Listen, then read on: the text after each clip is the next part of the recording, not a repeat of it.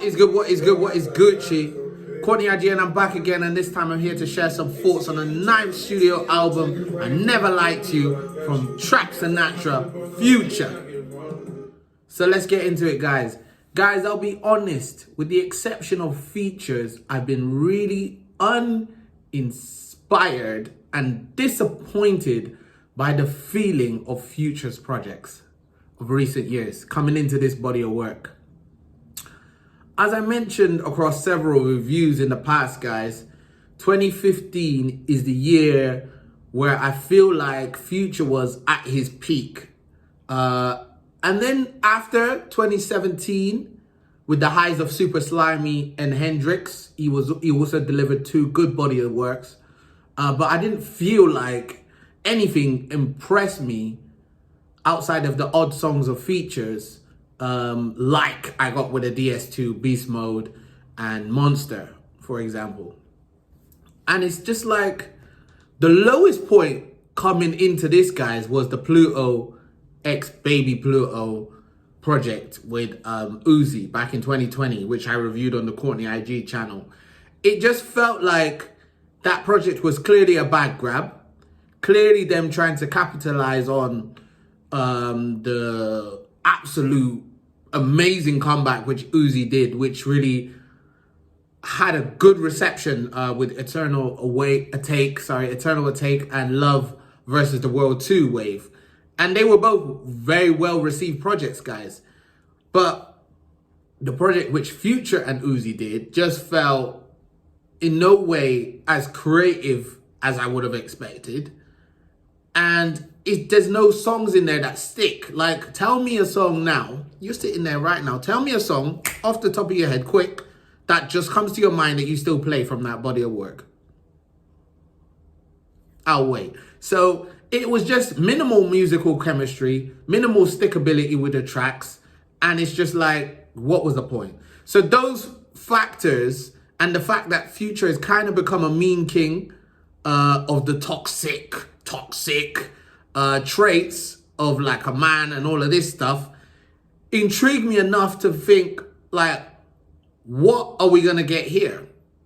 What is he gonna deliver here? Is he just gonna deliver just meme-worthy songs, or is he actually gonna give us a body of work which we can respect for the years he's been in the game, and delivering something which can kind of go over that rubbish, basically, in my opinion, in my humble opinion, that we got with him and Uzi.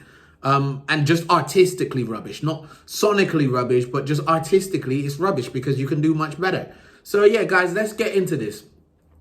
The energy on the intro, 7:12 p.m. is ridiculous for me. And it just takes me back to how he went off back in the days with For It Was a Drought. You know, Gucci flip-flops and all of that stuff. It takes me back to that because he was just shelling with no holds barred, just shelling out with gym-ready anthems. And that's not the only track which he just single-handedly just puts in the coffin. That's not the only one. If you think that's the only one, you're wrong. He did it just like he did in the good old DS2 days with songs like Gold Stacks, We Just Want to Get High, Holy Ghost, and The Infectious Chickens with SG. And which just has that bounce to it. It's a feature, but I just like how he holds that feature. And it's very simple. It's just a very simple hook. But the beat and the way he just coming with it, it just feels different. The energy is different with that bounce. Ridiculous. So outside of the trap, turn-up vibes, Future has always shown himself to be an artist who can not only put you in that party mode, that turn-up mode, that drink mode, whatever, he can also put you into that reflective mode, as he did with projects and songs. For example, Honest project, Pluto project, Turn on the Lights, Honest song, Hendrix project. You know what I mean? It's up there. Look, there, literally, Hendrix, classic. So, Beast Mode in particular, those projects. And he usually does this from two angles, broadly speaking. One is for his love of the trenches.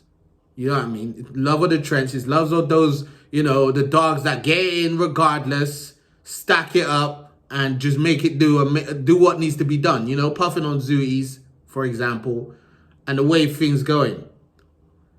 I like that one a lot.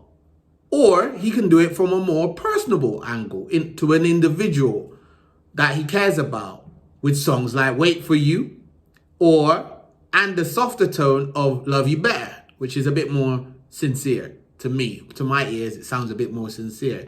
So if we go back to this one, guys.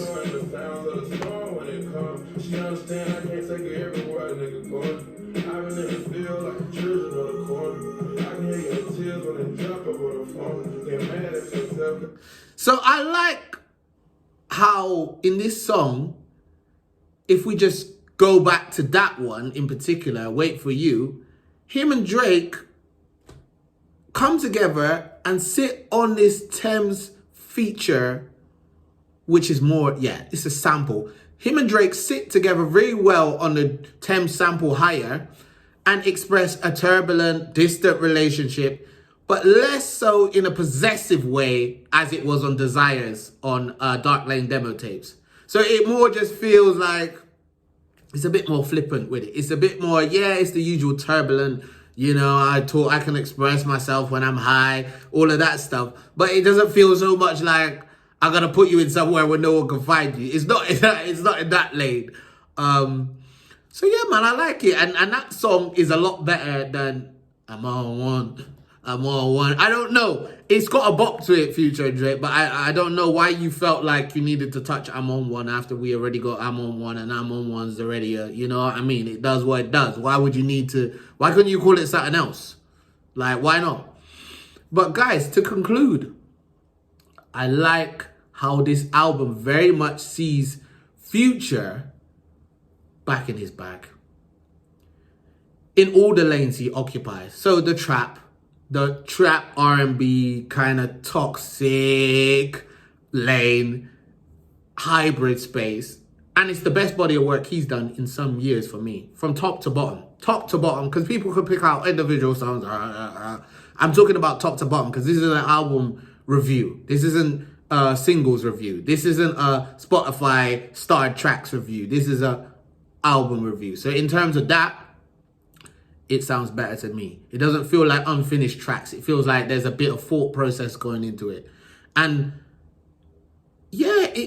even with the album closer, back to basics. He really took it back to basics with this album, guys. He really took it back to basics and was able to deliver something which felt fresh, even though he's so seasoned in the game and he's been around for so long and not dependent on anyone else. Some people might say, well, the Kanye feature, there's a 2 Drake feature. Listen to the whole body of work and tell me that those are the only songs which sound good on this. Then you're not a Future fan for me. Because if you're really appreciating the body of work, you would see that those features don't overshadow the body of work, and they don't overshadow Future, actually.